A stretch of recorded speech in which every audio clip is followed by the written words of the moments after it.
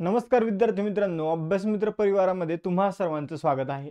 मित्रांनो, आपण daily current अफेअर्सच्या लेक्चरची series सुरू केलेली आहे आणि यामध्ये आज आपण 14 ऑगस्ट रोजीचा करंट अफेअर्स अभ्यासत आहोत. बघा मित्रांनो, जर तुम्हाला क्वालिटी एज्युकेशन अफोर्डेबल प्राइस मध्ये जर करायचं असेल तर त्यासाठी अभ्यास मित्र बेस्ट ऑप्शन तुमच्या समोर आहे. बघा, आपण कंबाईन साठी एक लाईव्ह बॅच सुरू केलेली आहे, प्रतिज्ञा बॅच, ज्यामध्ये ऑलरेडी मी इकॉनॉमिक्स पूर्ण लाईव्ह शिकून कव्हर केलेला आहे आणि आता आपलं कालपासून पॉलिटी हा सब्जेक्ट जो आहे तो लाईव्ह मध्ये सुरू आहे. त्याचप्रमाणे इतिहास आजपासून सुरू होणार आहे. त्याचबरोबर भारताचा भूगोल जे आहे ते परवापासून सुरू होणार आहे. महाराष्ट्राचा भूगोल कंप्लीट झालेलं आहे. जर तुम्हाला लाईव्ह शिक्षण घ्यायची इच्छा असेल पण पैशाची कमतरता असेल तर निश्चितच तुम्ही अभ्यास मित्रच क्लास जॉईन करून बघा. 50,000चे फीचे क्लासेसला लाजवेल असा आपला क्लास आहे. यानंतर बघा मित्रांनो, राज्यसभेसाठी विजयश्री नावाची रेकॉर्डेड बॅच आहे.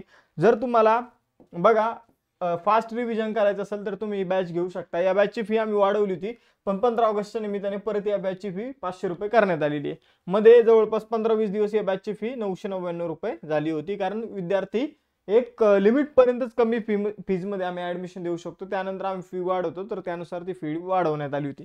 त्यानंतर बघा मित्रांनो, आपल्या चालू घडामोडीच्या नोट्स आलेल्या आहेत, तुम्ही परचेस करू शकता. त्यानंतर पॉलिटीच्या रिव्हिजनसाठी फास्ट नोट्स परचेस करू शकता. त्याचबरोबर इकॉनॉमिक्सच्या आपल्या नोट्स आलेल्या आहे. ठीक आहे, या प्रॉपर तुम्हाला एक 16 ऑगस्ट रोजी तुमच्याकडे उपलब्ध होऊन जातील, पण आताच कमी फीज मध्ये परचेस करून ठेवा. 99 रुपये प्राइस आहे फक्त. यानंतर पुढे जाऊया. राज्यसेवा फाउंडेशन बॅचची प्राइस जी आहे ती बघा स्वातंत्र्य दिनाच्या निमित्ताने कमी करण्यात आलेली आहे. बघा, या बॅचची फी 10,000 होती, आता ती 7,000 रुपये करण्यात आलेली आहे, 6,999. तर लवकरात लवकर तुम्ही परचेस करू शकता. स्पेशल NCERT ची बॅच पण आपण लॉन्च केलेली आहे मराठी माध्यमातून आणि स्टेट बोर्डची बॅच पण लॉन्च केलेली आहे. या सगळ्या बॅचेस अभ्यास मित्राच्या ऍप्लिकेशनवर तुम्हाला बघायला मिळेल. त्याचबरोबर आपलं टेलिग्राम चॅनल आहे, ज्यावर तुम्हाला लेक्चरचं नोटिफिकेशन, वेगवेगळ्या अभ्यासविषयक गोष्टी आणि इंस्टाच्या पेजवर सुद्धा तुम्हाला अशाच गोष्टी अभ्यासाशी रिलेटेड बघायला मिळणार आहे. यानंतर पुढे जाऊया मित्रांनो. आज आपण आता 14 ऑगस्ट रोजीचं करंट अफेअर्स जे आहे ते अभ्यासणार आहोत. मग यामध्ये जो पहिला क्वेश्चन आहे तो आहे, ऑगस्ट 2024 मध्ये नवीन कॅबिनेट सचिव म्हणून कोणाची नियुक्ती करण्यात आली. तर बघा मित्रांनो, कॅबिनेट सचिव अत्यंत महत्त्वाचं पद आहे आणि कॅबिनेट सचिव जे आहे नवीन, ते कोण बनलेले आहे तर TV सोमनाथन हे नवीन कॅबिनेट सचिव बनलेले आहे. हे 1987च्या बॅचचे IAS अधिकारी आहे, हे आपल्याला लक्षात ठेवायचे. यांची नियुक्ती 2 वर्षाच्या कालावधीसाठी झालेली आहे आणि यांनी राजीव गौबा यांची जागा घेतलेली आहे. बघा मित्रांनो, कॅबिनेट सचिव जे आहे तर ते भारत सरकारचे सर्वोच्च कायदा अधिकारी असतात किंवा सर्वात वरिष्ठ नागरिक सेवक असतात. बघा, एखादा व्यक्ती जर IAS बनला तर तो जास्तीत जास्त कोणत्या पोझिशन पर्यंत पोहोचू शकतो तर ते सचिव पद असतं आणि त्यातले कॅबिनेट सचिव हे अत्यंत महत्त्वाचं पद आहे. बघा, कॅबिनेट सचिव या पदाची निर्मिती जी आहे ती 5 सप्टेंबर 1946 मध्ये करण्यात आली होती आणि कॅबिनेट सचिव जे आहे तर ते कुठे असतात तर नवी दिल्ली या ठिकाणी असतात. केंद्रीय कॅबिनेटला सल्ला देण्याचं काम करत असतात. यानंतर दुसरा क्वेश्चन, ऑगस्ट 2024 मध्ये आर्म फोर्सेस मेडिकल सर्व्हिसेसचे महासंचालक म्हणून कोणाची नियुक्ती करण्यात आली. तर बघा, आर्म फोर्सेस मेडिकल सर्व्हिसेसचे महासंचालक म्हणून अनुपम कपूर यांची नियुक्ती करण्यात आलेली आहे. तर बघा मित्रांनो, surgeon vice admiral Anupam Kapoor हे कोण बनलेले आहे तर सशस्त्र सेना वैद्यकीय सेवेचे महासंचालक म्हणून त्यांनी पदभार जो आहे तो स्वीकारलेला आहे.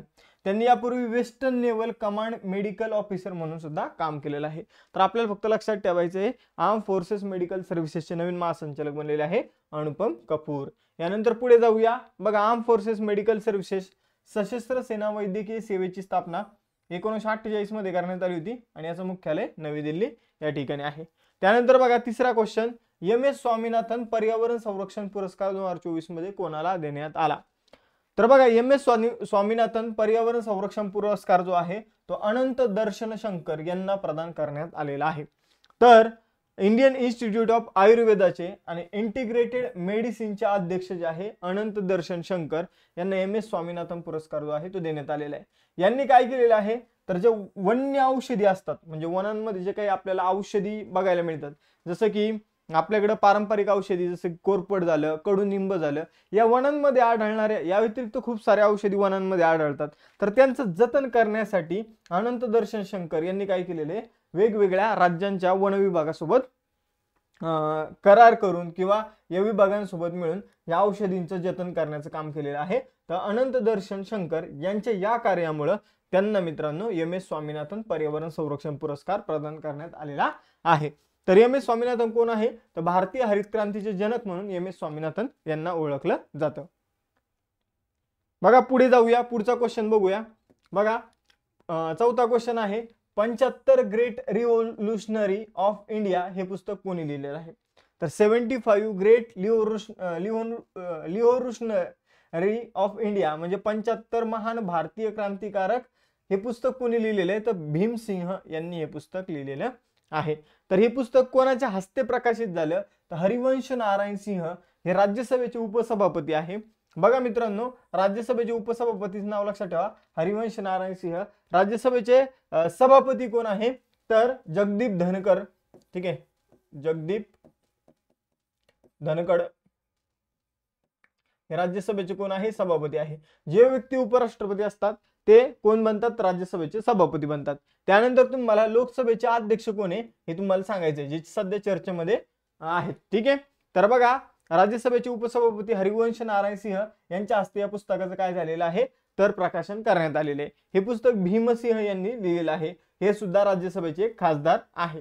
हे जे पुस्तक यामध्ये भारतातील 75 क्रांतिकारकांविषयी माहिती जी आहे ती देण्यात आलेली आहे.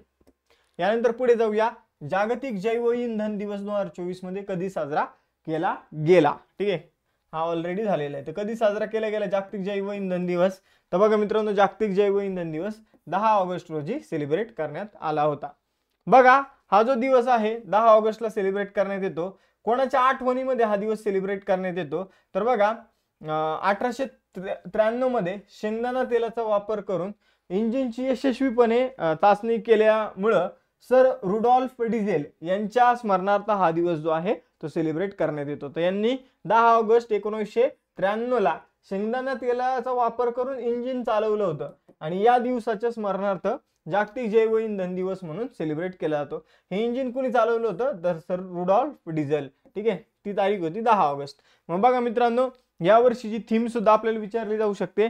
तर ही थीम आहे sustainable biofuel fuelling a greener future. तर अशी या वर्षीची थीम होती. आणि हा कितवा दिवस, हा कधीपासून सेलिब्रेट करण्यात येतो हा दिवस, तर 2015 पासून. म्हणजे हा कितवा दिवस आहे, तर 9वा दिवस आहे. ठीक आहे, यानंतर पुढे जाऊया.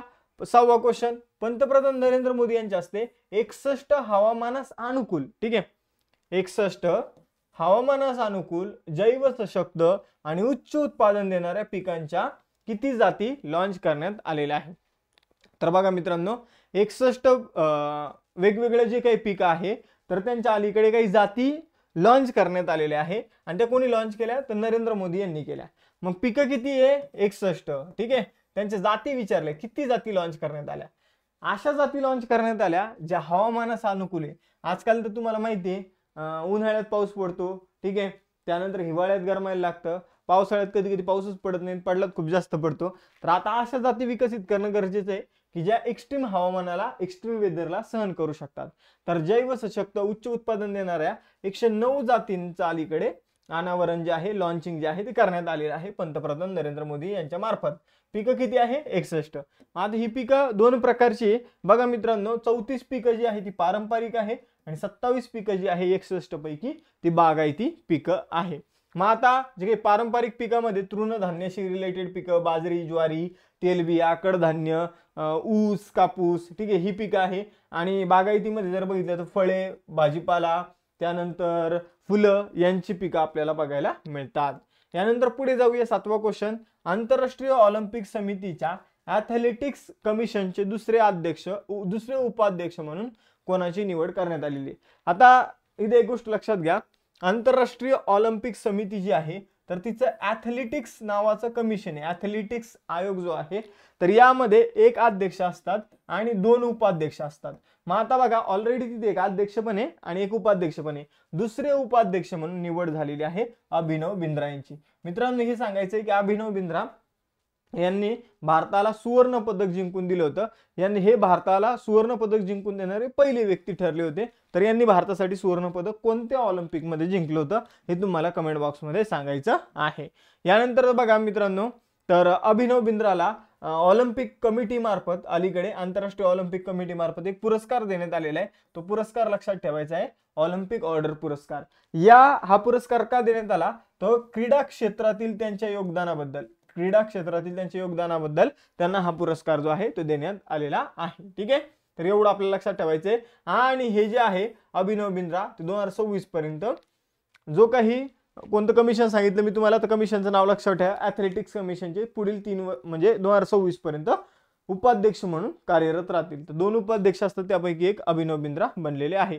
त्याचबरोबर बघा मित्रांनो, फिडे नावाची संस्था आहे, अशी चेसशी संबंधित फिडे. ठीक आहे, फिडे नावाची संस्था आहे चेसशी संबंधित, तर त्याचे उपाध्यक्ष कोण आहे हे तुम्हाला सांगायचं. ठीक आहे, एक भारतीय व्यक्ती आहे. ठीक आहे, चेसमधील मास्टर आपण त्यांना म्हणतो. अनेक वेळा त्यांनी चेसचा ग्रँड स्लॅम, चेसमध्ये जो काही विजेतेपद असतं ग्रँड मास्टर, तर ते त्यांनी जिंकलेलं आहे. ठीक आहे, तर ते सांगायचे फिडेचे उपाध्यक्ष कोण आहे, भारतीय व्यक्ती आहे, हे तुम्हाला कमेंट बॉक्समध्ये सांगायचे. मग एखादा भारतीय व्यक्ती जर आंतरराष्ट्रीय संघटनेवर एखाद्या महत्त्वाच्या पदावर असेल तर आपल्याला 100% ते परीक्षेमध्ये विचारलं जातं. आता बघा, आंतरराष्ट्रीय ऑलिम्पिक समिती जी आहे ती स्थापना 23 जून 1894 मध्ये करण्यात आली होती. लॉसन स्वित्झर्लंड इथं मुख्यालय आहे आणि थॉमस बाच याचे अध्यक्ष. त्यानंतर 8वा क्वेश्चन, आंतरराष्ट्रीय युवा दिन कधी साजरा केला जातो, तर आंतरराष्ट्रीय युवा दिन जो आहे तर तो 12 ऑगस्ट रोजी सेलिब्रेट करण्यात येतो. तर 2024 मध्ये सुद्धा हा 12 ऑगस्ट रोजी सेलिब्रेट करण्यात आलेला आहे. तर आपल्याला कोणताही दिवस असेल तर त्याची तारीख एक माहित असली पाहिजे आणि दुसरी गोष्ट म्हणजे थीम माहित असली पाहिजे. आता आपल्याला एक तर आयडिया येऊन जाते की युवा दिन असेल तर मग युवकांशी संबंधित असेल. ठीक आहे, आपण यापूर्वी ऑलरेडी एक दिन बघितला. बघा इथं समजून घ्या की तुम्हाला इथं जैव इंधन दिन, तर जैव इंधन दिन कशाशी संबंधित असेल तर ते आपल्याला लगेच कळून जातं त्या दिनाच्या नावावरून. मग आपल्याला तो दिन कशाशी संबंधित आहे किंवा त्याची उद्दिष्ट वगैरे काय असतील तर हे आपण इझी सांगू शकतो. युवा दिन म्हणल्यावर युवकांशी संबंधित काहीतरी चांगल्या गोष्टी हे त्याचं उद्दिष्ट असू शकतं, बरोबर. पण आपल्याला त्याची थीम विचारली जाते, थीम. तर थीम बघा, जैव इंधन दिनाची आपण बघितली होती, sustainable biofuels fueling a greener future. मग तशीच आपल्याला प्रत्येक दिनाची जी काही थीम आहे तर ती आपल्याला लक्षात ठेवायची. आता आंतरराष्ट्रीय युवा दिन जो आहे तर त्याची थीम काय होती, click to progress youth digital pathway for sustainable development. तर ही कशाची थीम होती, तर आंतरराष्ट्रीय युवा दिनाची थीम होती. तर थीम आपल्याला कोणत्याही देशाशी संबंधित सगळ्यात जास्त महत्त्वाची असते, हा मुद्दा लक्षात ठेवा. हा जो युवा दिन आहे साल 2000 पासून सेलिब्रेट करण्यात येतो. 2000 साली प्रथमच युवा दिन सेलिब्रेट करण्यात आला होता. मग यावेळी तो 25व्या वेळी सेलिब्रेट करण्यात आलेला आहे. मग आंतरराष्ट्रीय युवा दिन कधी सेलिब्रेट करण्यात येतो आणि त्याची थीम काय होती यावर आपल्याला क्वेश्चन विचारला जाऊ शकतो. बघा मित्रांनो, 9वा क्वेश्चन, कोणत्या उच्च न्यायालयाने मंदिरातील मूर्तीला जिवंत व्यक्ती म्हणून मान्यता दिली. तर बघा मित्रांनो, मद्रास उच्च न्यायालयाने एका खटल्याचा निर्णय देताना जी काही मूर्ती आहे ती जिवंत व्यक्ती असते तर असा निर्णय दिलेला आहे. तर एक मंदिर 10 वर्षापासून त्याला बंद ठेवण्यात आलं होतं एका मुद्द्यावरून, तर त्याला ओपन करायचा आदेश देऊन मद्रास उच्च न्यायालयाने असा जो निर्णय आहे तो सुनावलेला आहे. यानंतर पुढे जाऊया. मद्रास उच्च न्यायालयाची स्थापना 26 जून 1862 मध्ये झालेली आहे आणि याचं जे काही मुख्यालय आहे तर ते चेन्नई या ठिकाणी आहे. त्यानंतर बघा 10वा क्वेश्चन, आता बांगलादेशमध्ये सगळं चेंज होत आहे तर तिथले सरन्यायाधीश सुद्धा चेंज झालेले आहे. मग तिथं 25वे सरन्यायाधीश कोण बनलेला आहे, कोणी शपथ घेतली, तर बांगलादेशचे 25वे सरन्यायाधीश म्हणून कोणी शपथ घेतली, तर सय्यद रेफात अहमद. तर बघा, सय्यद रेफात अहमद बांगलादेशचे 25वे सरन्यायाधीश बनलेले आहे. बघा तिथले जे राष्ट्र अध्यक्ष आहे मोहम्मद शहाबुद्दीन, तर यांनी त्यांना शपथ दिलेली आहे आणि त्यांनी कोणाची जागा घेतली, तर ओबेदुल हसन यांची त्यांनी जागा घेतलेली आहे. तर सय्यद रेफात अहमद बांगलादेशचे 25वे राष्ट्रपती सरन्यायाधीश बनलेले आहे. राष्ट्रपती मोहम्मद शहाबुद्दीन यांनी त्यांना शपथ दिली आणि त्यांनी ओबेदुल हसन यांची जागा घेतलेली आहे. बघा, आता काही ज्या घडामोडी असतात ते आपल्यासाठी इतके इम्पॉर्टंट नसतात, पण ते सतत कानावर पडल्या ना तर आपल्याला आजूबाजूच्या पूर्ण गोष्टींची जाणीव होऊन जाते. जसं की बांगलादेशमधला इश्यू काय आहे, मग बांगलादेशचे पंतप्रधान बदलले, मग आता सरन्यायाधीश बदलले, तर यामुळे आपले काय होऊन जातं, तर त्या गोष्टीशी रिलेटेड अंडरस्टँडिंग वाढत जाते आणि आपल्याला तो पूर्ण टॉपिक कळायला लागतो. मग आपण ते GS मध्ये जर त्याच्यावर क्वेश्चन आला किंवा करंटमध्ये जर त्याच्यावर क्वेश्चन आला तर आपल्याला तो टॉपिकचं पूर्ण अंडरस्टँडिंग झालेलं असतं आणि त्यावरून आपण उत्तरापर्यंत पोहोचू शकतो. ठीक आहे, तर त्यामुळे मी असे जे काही डेली करंट अफेअर्समध्ये काही एक्स्ट्रा इम्पॉर्टंट क्वेश्चन समजा 10 तर मोस्ट इम्पॉर्टंट असतात, पण 5 अदर इन्फॉर्मेशनशी रिलेटेड क्वेश्चन असतात ते सुद्धा कव्हर करत असतो.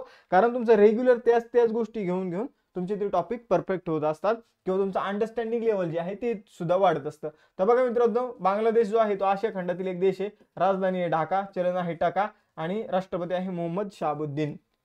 यानंतर 11वा क्वेश्चन, कोणत्या कंपनीचे CMD, ठीक आहे, तर जे काही मॅनेजिंग डायरेक्टर आहे विवेक कुमार दिवांगन, तर यांना डिस्टिंग्विश फेलो अवॉर्ड 2024 ने सन्मानित करण्यात आले. तर बघा मित्रांनो, रुरल इलेक्ट्रिफिकेशन कॉर्पोरेशन लिमिटेड नावाची कंपनी आहे, सरकारी कंपनी आहे. तर तिचे CEO आहे विवेक कुमार, तिचे CMD आहे विवेक कुमार दिवांगन. तर यांना डिस्टिंग्विश फेलो अवॉर्डने सन्मानित करण्यात आले. तर अवॉर्ड सुद्धा लक्षात ठेवा कोणता आहे आणि कुणाला मिळालेला आहे ते सुद्धा लक्षात ठेवायचे आहे. आता REC रुरल इलेक्ट्रिफिकेशन कॉर्पोरेशन जे आहे, ग्रामीण विद्युतीकरण निगम लिमिटेड जे आहे, तर तिची स्थापना 25 जुलै 1969 मध्ये करण्यात आली होती. नवी दिल्ली इथं याचं मुख्यालय आहे आणि CMD कोण आहे तर विवेक कुमार दिवांगन. त्यानंतर 12वा क्वेश्चन आहे, भारताचं परराष्ट्र मंत्रालय आणि न्यू स्पेस इंडिया लिमिटेड या कंपनीने कोणत्या देशाच्या मुनाल सॅटेलाइटच्या प्रक्षेपणासाठी करार केला? बघा, भारताचं परराष्ट्र मंत्रालय आणि न्यू स्पेस इंडिया या दोघांनी मिळून एक करार केलेला आहे मुनाल सॅटेलाइटला प्रक्षेपित करण्यासाठी. तर बघा, हे सॅटेलाइट कोणत्या देशाचं आहे तर हे सॅटेलाइट आहे नेपाळचं. तर नेपाळच्या मुनाल सॅटेलाइटना अवकाशामध्ये पाठवण्यासाठी परराष्ट्र मंत्रालय आणि न्यू स्पेस इंडिया या कंपनीनं काय केलेलं आहे तर करार केलेला आहे, हे आपल्याला लक्षात ठेवायचं आहे. आता हे जे काही मुनाल नावाचं सॅटेलाइट नेपाळचं, तर ते किती वनस्पती जमिनीवर आहे तर याविषयी डेटाबेस जे आहे ते गोळा करण्याचं काम करतं. मग मुनाल सॅटेलाइट कोणाशी संबंधित यावर सुद्धा क्वेश्चन येऊ शकतो. नेपाळची राजधानी काठमांडू, चलन आहे नेपाळी रुपया आणि अध्यक्ष आहे रामचंद्र पौडेल. त्यानंतर 13वा क्वेश्चन आहे, कोणत्या राज्याचे मुख्यमंत्री सुखविंदर सिंह सुक्कू यांनी नैसर्गिक शेतीला चालना देण्याच्या उद्देशाने हिम उन्नती ही नवीन योजना सुरू केली? तर हिम उन्नती नवीन योजना सुखविंदर सिंह सुक्कू यांनी हिमाचल प्रदेश मध्ये सुरू केलेली आहे. तर ते हिमाचल प्रदेशचे मुख्यमंत्री आहे. बघा मित्रांनो, हिमाचल प्रदेशमध्ये हिम उन्नती नावाची योजना सुरू करण्यात आली. तर ही सेंद्रिय शेतीला प्रोत्साहन देण्यासाठी ही योजना सुरू करण्यात आलेली आहे. हिमाचल प्रदेशमध्ये जवळपास 1,92,000 शेतकरी जे आहे ते सेंद्रिय शेती करत आहे. जवळपास 32,000 हेक्टर मध्ये ही सेंद्रिय शेती केली जात आहे आणि त्यासाठी सुखविंदर सिंह सुक्कू हे 150 कोटींची मदत करणार आहे हिम उन्नती योजनेअंतर्गत. हिमाचल प्रदेश बाबत जाणून घेऊया. 25 जानेवारी 1971 ला स्थापना, राजधानी आहे शिमला. सुखविंदर सिंह सुक्कू जे आहे ते मुख्यमंत्री आहे आणि राज्यपाल आहे शिवप्रसाद शुक्ला. 14वा क्वेश्चन, कोणत्या राज्य किंवा केंद्रशासित प्रदेशातील बारामुल्ला जिल्ह्यातील 10,000 मुलांनी कशुरू रिवाज सांस्कृतिक महोत्सवात आतापर्यंतचं सर्वात मोठं लोकनृत्य साजरा करून विश्वविक्रम केलेला आहे? तर बघा मित्रांनो, 10,000 मुलींनी एकाच वेळी जो काही पारंपरिक नृत्य जे आहे कशुरू रिवाज करून आतापर्यंत सगळ्यात मोठा रेकॉर्ड केलेला आहे. तर ते राज्य किंवा केंद्रशासित प्रदेश आहे जम्मू काश्मीर. तर जम्मू काश्मीर या केंद्रशासित प्रदेशातील बारामुल्ला जिल्ह्यातील जवळपास 10,000 मुलींनी काय केलं, एक सोबत नृत्य करून हा विक्रम जो आहे हा केलेला आहे.